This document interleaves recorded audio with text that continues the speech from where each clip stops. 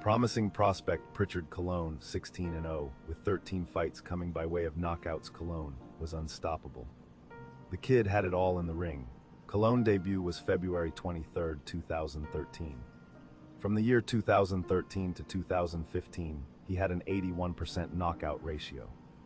He was a fluid mix of classic orthodox boxing, sharp hand speed, and an athletic amateur. He was the first Puerto Rican fighter that Al Haymon signed, 6 foot tall with a 74 reach, who participated in the welterweight division and the super welterweight division. Prichard Colon's future was sky high. As an amateur, he fought a total of 185 fights, 170 wins, 15 defeats. Prichard Colon was born 1992, September 19th. Prichard Colon's dream was to become a multiple division champion and conquer the boxing world. But one day that would all change tragically.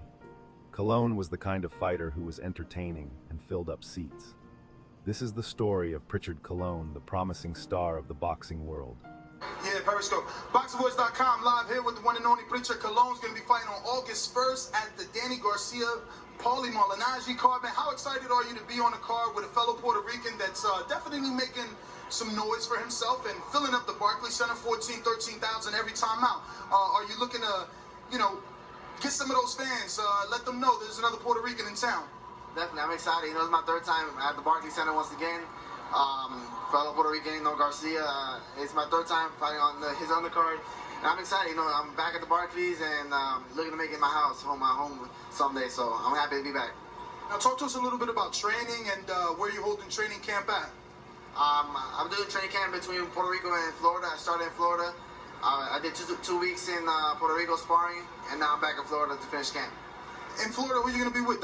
John David Jackson? Where are you holding training camp in Florida? I'm training with my father, and I'm also training with Pedro Diaz, who's actually in Germany today because Sergei fights. But then I'm back with him. He's back over, and I'll finish camp with him. How's that been with Pedro Diaz? We've seen him do such a good job with Miguel Cotto and obviously with Rigon Dow. And how's it been for you? It's been a lot of improvement in my career and in my style. We work hard, man. He's a hard worker, and he takes the best out of me. So it's good to work with him, and I'm learning each day. So it's taking the best out of me. So now, when do you think that? Do you know what type of opponent you're gonna have for this fight? Or have they told you, or is it still TBA? It's still TBA, but I already got a few names out there, and we're just waiting for them to confirm them. But it's TBA for now. Can you leak a little list? Give us a little taste. I mean, is it gonna be a step up? Are we gonna be excited? It's gonna be a step up. We're supposed to be a swing belt, so it's gonna be a good fight. It's gonna be a good fight. And the names that are sounding are fighters who are gonna pull the best out of me. And we actually fought back in the days in the amateur, so it's gonna be a good fight. Prichard Colon would train day and night, anything to become the greatest boxer he could be. He was fully dedicated with the support of his family, on his side, the whole 9 yards. This kid was something special, everything you could ask in a young fighter who turned pro at 20 years old with a sensational amateur career. He wanted all the top guys. Colon wasn't looking for any shortcuts. This kid was chasing for greatness in the sport of boxing. Colon would train in his parents' garage as a kid growing up in Maitland, Florida. He was the second of 3 children, born to Mother Neves and Father Richard Colon. Colon was impressive to the liking of boxing legend Antonio Tarver. Boxing legend Antonio Tarver seen a lot of himself in 16-0 prospect Prichard Colon and enjoyed giving Colon pointers of how to enhance his skills to the next level. A nationally televised 10-round welterweight match with undefeated Terrell Williams. How did this American dream turn into one of boxing's worst nightmares? Ladies and gentlemen, damas y caballeros, Prichard Colon. Life would change forever for Prichard Colon, October 17, 2015. Prichard Colon 16-0 in his highly anticipated fight against Terrell Williams, who was 14-0 at the time of their bout.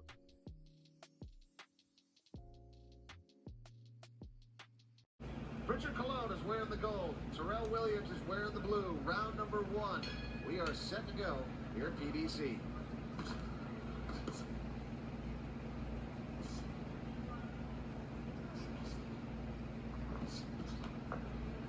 Steve, it's a 10-round fight. How important do you think it is going to be for these fighters to really make a statement in round number 1? It's always important. Come on, let go. That's it. Bring him up, bring him up, bring him up. Bring him up. And Colon complaining there that was a low blow from Williams. Bring him up. In real time, it looked like it could have been, but referee didn't call it, so it moves on. Yes, sir. It was clear from the opening bell, Terrell Williams came in the fight to win by any means necessary, even if it meant fighting dirty. Terrell didn't stop there with illegal shots. He continued throughout the whole fight. Ref did nothing at all. Prichard Colon was clearly winning, but those illegal shots play a factor in Colon continuing to win the fight. If the ref was actually doing his job in this fight, it would have been ruled a disqualification, no questions asked. Prichard had no chance at all. Him against a dirty fighter and a ref who ignored. Colon begged him to disqualify the low-class opponent. Terrell wasn't fighting fair at all. At this point, it was hard to imagine being in a fight where basically you have no support from the person whose job is to make sure the fighters are fighting fair. You can see in this clips, Terrell intentionally repeated the same tactics over and over again, and Colon was calling for help. Unfortunately, Colon wasn't heard. In round 9, Colon was knocked down 2 times. At this point, Colon was devastated. He knew that he wasn't treated fair in the fight, and that Terrell wasn't going to stop with the illegal rabbit punches. In round 9, Colon corner thought the fight was over and started removing his gloves. Colon fought like a true warrior, despite of the unfair advantages. Good job with the corner of your partner corner with. They told their fighter what they wanted. He came out, gave it to McGarrett, and scored 2 knockdowns. Okay. That's it. That's it. That's it. What are they? What, is that it? They're taking off the gloves. I think they think the round was the 10th round. What y'all doing? That was the last round. Oh boy, this is a disaster. They're taking off his gloves. It's a fiasco. By this time, Terrell Williams was complaining to the ref to disqualify Prichard Colon because he had spent way too much time in the corner. Colon was not in good shape. Colon was willing to fight in round 10. What our warrior spirit by the prospect. Oh man, that's devastating. And now Colon's just sitting down. Yeah, They're asking for disqualification, and I didn't agree with them. I believe it. In the corner, I was stabbed. They just blew it up. Yeah, wow. I don't know. Wow. Here in the corner there, Williams like everyone will take a look at this. You exactly are.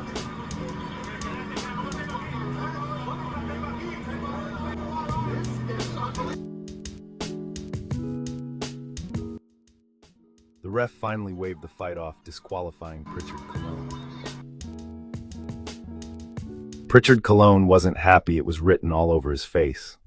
After his 2015 fight against Terrell Williams, Prichard Colon walked back to the dressing room, feeling dizzy and confused. In the locker room, he vomited, collapsed, and suffered a severe brain hemorrhage that left him in a long coma. 221 days in coma. This is how an American dream turned into a nightmare.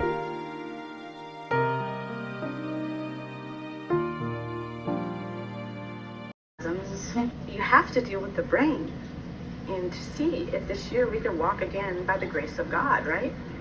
Yes. Right. But you have to do your part because the pump was helping. Yes, it helped you, Dad. You know it helped you. No, it didn't help you. It was you.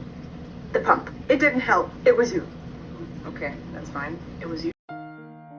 Prichard Colon was never the same again. He suffered severe, catastrophic brain damage, a subdural hematoma, and brain hemorrhage that left him in a coma and subsequent persistent / minimally conscious vegetative state, wheelchair-bound, and unable to walk or speak. His mother, Nieves Colon, left her job and dedicated herself to providing 24/7 care. His parents established a rigorous daily routine focused on his comfort, communication, and intensive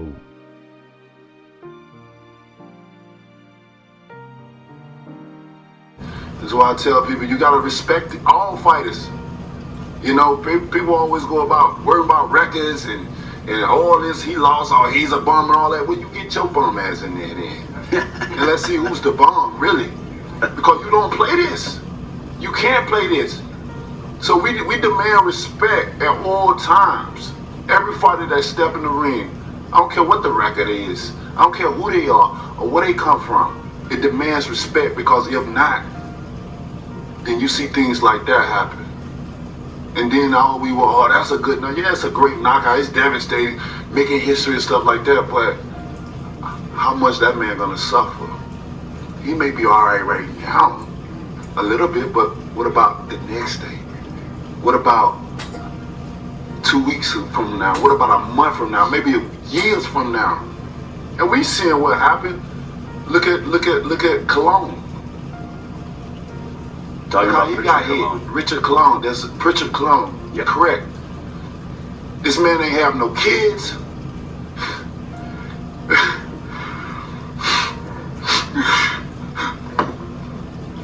Man, they don't understand, man. Y'all don't fucking understand what we go through, man. And I don't even know him like that. But I always be an advocate for us, because this man would never know what it feel like to be somebody's father. And that's some of the precious thing in the world, to be somebody's father. Prichard Colon never recovered, was never able to walk, talk, or feed himself. Prichard Colon passed away August 13, 2026. He had lived 11 years after the tragedy, a promising boxing prospect who will be remembered in the boxing world forever.